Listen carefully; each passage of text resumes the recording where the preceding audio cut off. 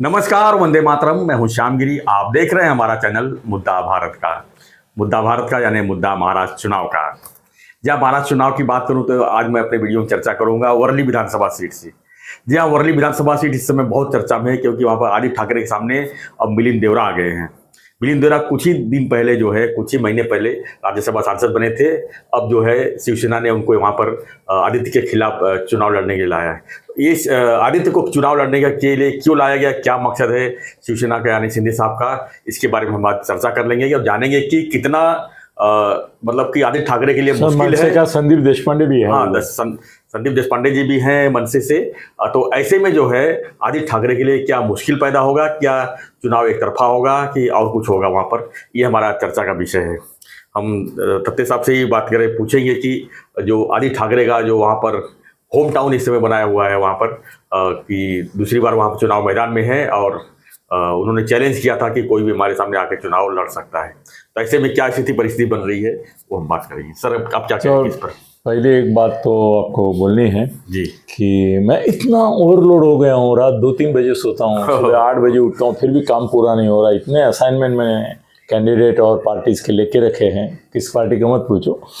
मगर आज देखो, आज तो मैं सुबह से कपड़ा बदलने के लिए और नहाने के लिए तरस रहा था, मगर नहीं मिला। ऐसे ही मैं टोपी पहन के आपके सामने बैठा हूँ और आप एकदम जुरुबाब में हैं। आपका शर्ट भी बहुत मुझे पसंद आ रहा है। शायद आप जाएंगे तो दूसरा देखे मैं ये निकाल लूंगा, बहुत अच्छे दिख रहे हैं। तो सर कैसे है ना कि इसमें मैं पहले आपकी राय इसलिए जानना चाहता हूँ क्योंकि मैंने अपना स्टडी थोड़ा अलग एंगल से किया हुआ है और आपका एंगल थोड़ा अलग रहता है। आप बीजेपी, फडणवीस इनके कट्टर समर्थक हैं।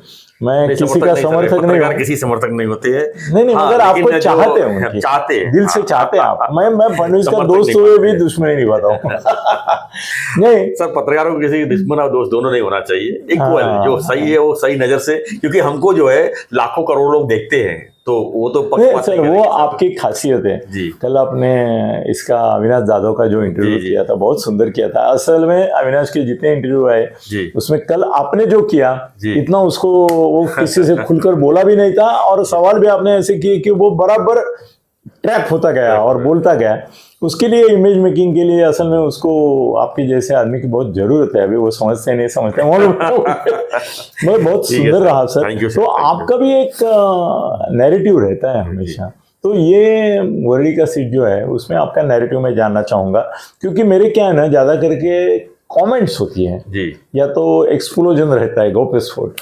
मगर आपका कैसा है ना, आप विश्लेषण जो करते हैं वो अलिप्तता से, तटस्थता से और थोड़ा झुक के इसकी ओर, बीजेपी की ओर।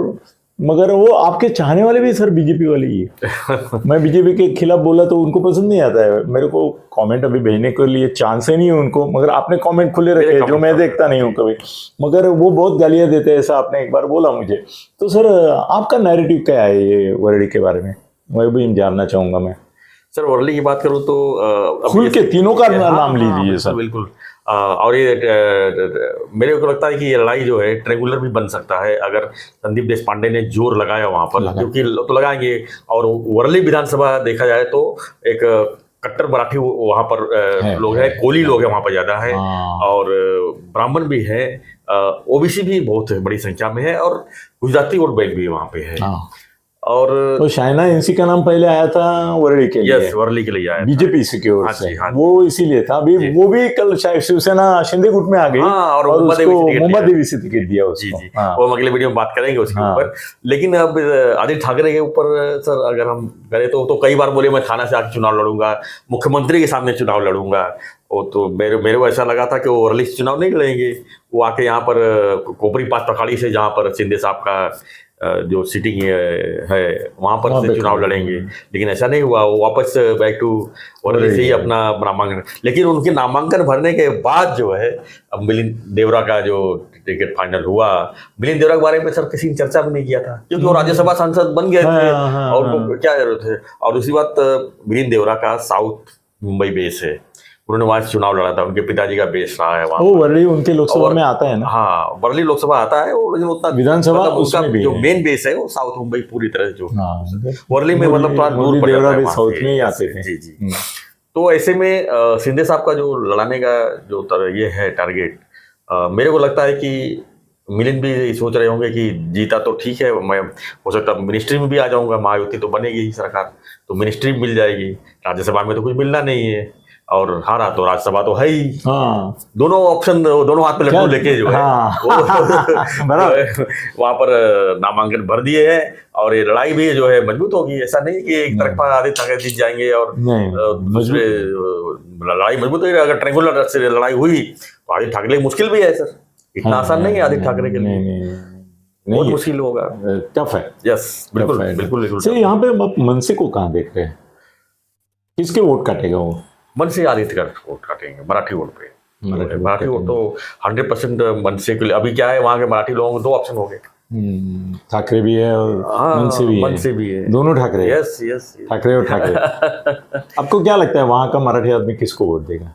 संदीप देशपांडे को देगा? डिवाइड करेगा? डिवाइड कितना डिवाइड होगा? 60-40 होगा क्या? 50-50 होगा? 70-30 होगा, मतलब 30 संदीप देशपांडे और 70 आदित्य। अगर संदीप देशपांडे की तरफ से अगर जोर लगाया गया, राज साहब ने वहां पर कई सभाएं ली, अगर वहां पर 1-2 सभा तो लेना ही चाहिए उनको, और जहां भी जाएंगे वो वहां के बारे में जिक्र करेंगे, तो मेरे को लगता है कि 60-40 भी हो सकता है। नहीं, 60-40 अगर हुआ, जाके किसी को मिल नहीं रहा हूँ, मगर फोन पे बात हो रही है, संदीप से भी मेरी बात संदीप देशपांडे से हुई है, राज साहब को तो मिलके ही आया हूँ। टिकट तो नहीं सर निकलेगा नहीं, मन से तो नहीं निकल पाएगा, वहां से निकलेगा तो मिलिंद देवरा या तो आदित्य ठाकरे, ये मेरा ओपिनियन। नहीं, बराबर है, आपका अनुमान एकदम सही है। मतलब आपने अब ये जो नैरेटिव माना है उसमें मुझे सर ऐसा लगता है कि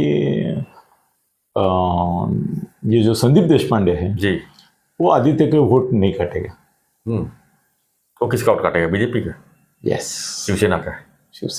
शिवसेना मतलब तो क्या बीजेपी है, वो पब्लिक को ये करने का, दिशा भूल करने का प्रयोग है। अब ऐसा है ना, इंसिकल तक बीजेपी में थी, जिंदगी उसकी बीजेपी में गई, खाली टिकट इनका लेने से थोड़ी वो शिवसेना वाली हो जाती है। शिवसेना शिंदे गठ को वो देखो कैसे भ्रमित कर रहे हैं कि शिवसेना शिंदे गुट को कितने टिकट मिले? 50 मिले, 60 मिले, 70 मिले, उसमें से बीजेपी के भेजे हुए लोग कितने हैं? आधे हैं। तो तुमको कितने? आने वाले दिन में मतलब आपको ऐसा ना हो जाए कि सर जो बीजेपी का हो गया, बीजेपी में कांग्रेस वाले ज्यादा है, राष्ट्रवादी वाले ज्यादा है जी, शिवसेना वाले ज्यादा है, बीजेपी वाले ओरिजिनल है, उनको टिकट भी नहीं मिले। सब आने वाले आयात लोगों को, इम्पोर्टेड पब्लिक को ही टिकट मिले। अब जिसको टिकट चाहिए बीजेपी वाले दूसरी जगह भाग गए। हाँ, ये भी हुआ है।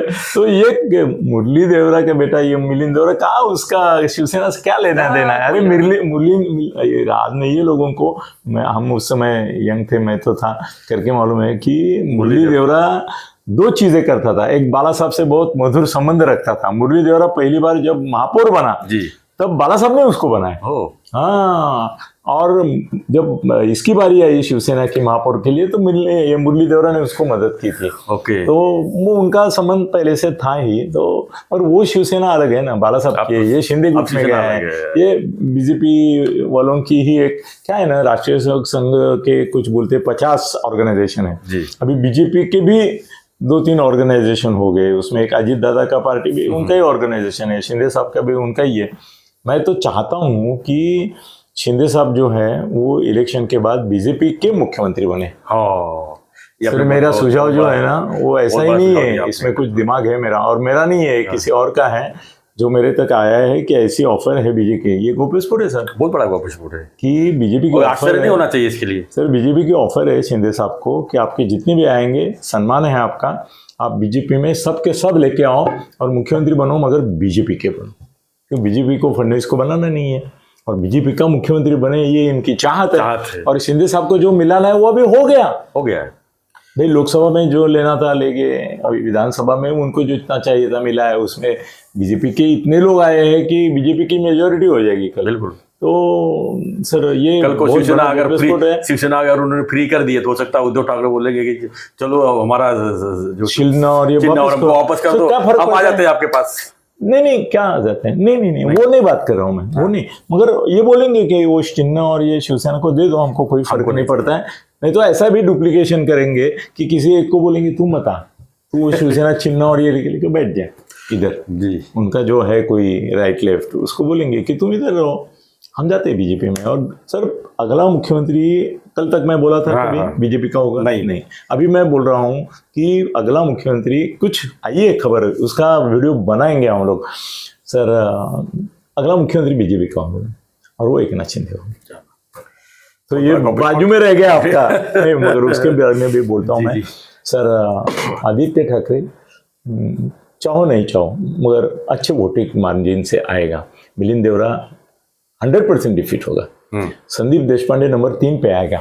और अगर 100 वोटों का बंटवारा मैं कर रहा हूँ तो मैं बोलता हूँ कि 60 वोट आदित्य और 30 वोट इसके और 10 वोट संदीप, ये प्रोपोर्शन में जाएंगे। अभी किसी को 50% से आगे नहीं मिलते, फिर भी शेयर सबसे ज़्यादा आदित्य का। सर कैसे हैं, 2 चीज़ें हैं, आप ये सोचो पिछले 5 साल में कौन सा नेता महाराष्ट्र में एक्टिव नंबर 1 रहा शरद पवार के बाद? यंग जनरेशन में कौन दिखा आपको? रोहित पवार दिखा, मगर वो आदित्य इतना नहीं दिखा। आदित्य ने सबको सरपास करके पीछे ढकेल दिया सर। वो उसके पिताजी का जो वैक्यूम निर्माण हुआ उनकी प्रकृति की वजह से, उनकी नाकामयाबी अभी की वजह से, उनकी प्रतिमा भी डैमेज हो गई। हाँ, जो फटका लगा बाद में जो नहीं, ये जो फटका लगा ना अभी शिवसेना जो टूटा उसको उन्होंने दिल से लिया। शिवसेना अगर टूटी नहीं हो तो आदित्य पीछे रहता था। हाँ। शिवसेना टूटने के बाद जैसे होता है ना कि घर में कोई बड़ा संकट आता है तो बड़ा बेटा जो रहता है वो सामने आके अपने पिता से लेके पूरे घर को आधार देता है। सर आदित्य का वैसा हुआ यार। आदित्य ने ट्रीटमेंट लिया अपने आवाज का बहुत बड़ा ट्रीटमेंट लिया। उसके बारे में डिटेल देंगे कभी, मगर वो लिया है, वो अच्छा है। अपना जितेंद्र सर आवाज अच्छा लगने के लिए रोज स्टीरॉइड लेता है। ये कहाँ मालूम है? आप उसके दोस्त है, कहाँ मालूम है? मुझे मालूम है।